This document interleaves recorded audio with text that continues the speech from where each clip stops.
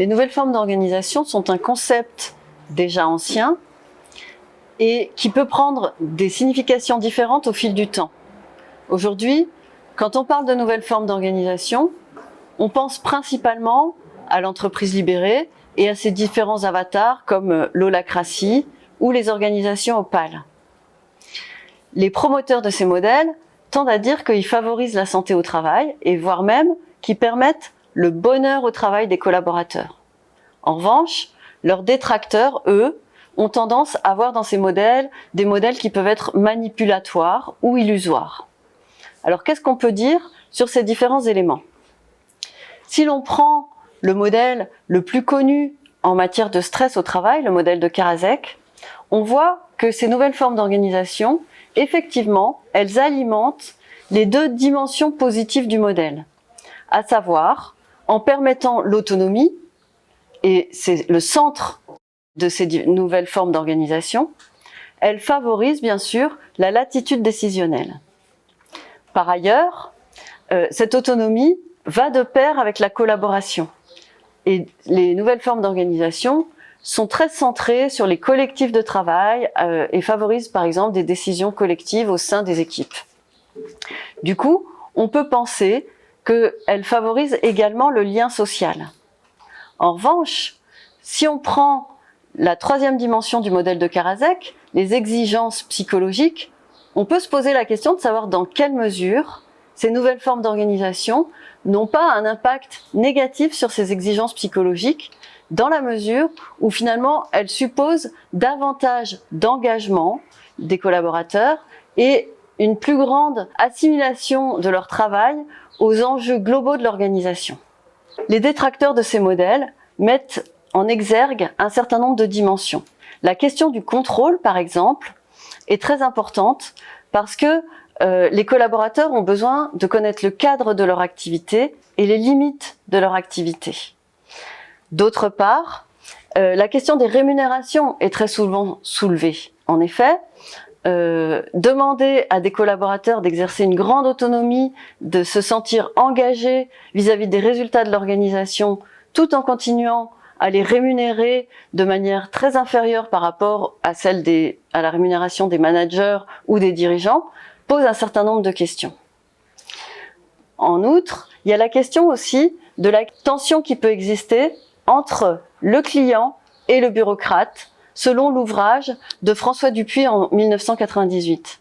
François Dupuis disait finalement qu'on assistait dans les organisations contemporaines à la victoire du client et que ça allait à l'encontre finalement des conditions de travail des collaborateurs parce que la bureaucratie est très protectrice pour ceux-ci. Bien sûr, il y a un ensemble d'éléments négatifs liés à la bureaucratie, mais celle-ci, elle favorise quand même, d'une part, la protection du bureaucrate contre les exigences du client, et d'autre part, la protection aussi de chaque individu au travail contre les demandes importantes de ses collègues, en mettant en place des modèles qui sont relativement cloisonnés et hiérarchiques. Or, on sait que si la collaboration peut être une source de grande satisfaction, elle peut aussi être source de conflits et de grandes difficultés relationnelles. On voit donc que les nouvelles formes d'organisation peuvent avoir un impact à la fois positif et négatif sur la santé au travail. Pour illustrer ça, je vais présenter en quelques minutes l'exemple d'une maison de retraite suisse qui a décidé de changer de modèle et de développer une organisation agile en lien avec une stratégie centrée sur la personne. En effet, il existe un mouvement international qui remet en cause finalement les modalités de prise en charge des adultes âgés au sein des établissements, qui étaient souvent traditionnellement héritées de l'hôpital et qui du coup sont des modalités dans lesquelles l'organisation du travail prime sur les besoins des personnes. Et par exemple, une personne, on va lui demander de se lever à une heure donnée, de prendre ses médicaments à une heure donnée, se doucher, d'aller prendre son petit déjeuner, etc. Son univers est très institutionnalisé. Ces nouvelles stratégies veulent vraiment se centrer sur la personne et leur permettre de se lever quand elles veulent, de manger où et quand elles veulent, de se doucher comme et quand elles veulent. Les équipes sont autonomes et surtout polyvalente. Et donc ça suppose d'organiser une certaine forme d'interprofessionnalité et de changer aussi la relation au travail des personnes.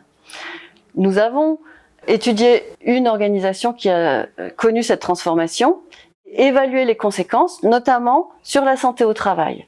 Et ce qu'on peut dire, c'est que effectivement, d'un côté, ça favorise l'autonomie, l'engagement, une certaine forme de plaisir au travail et le sens du travail, mais que inversement, ce modèle est très exigeant et suppose demande aux collaborateurs à la fois d'être capable de gérer des relations qui sont souvent complexes et difficiles, et puis en même temps, il y a un impact sur les conditions de travail, tout simplement à travers la flexibilité du travail, la nécessité d'adapter davantage les horaires, d'avoir une plus grande amplitude horaire, et donc ça a un impact négatif sur les conditions de travail également.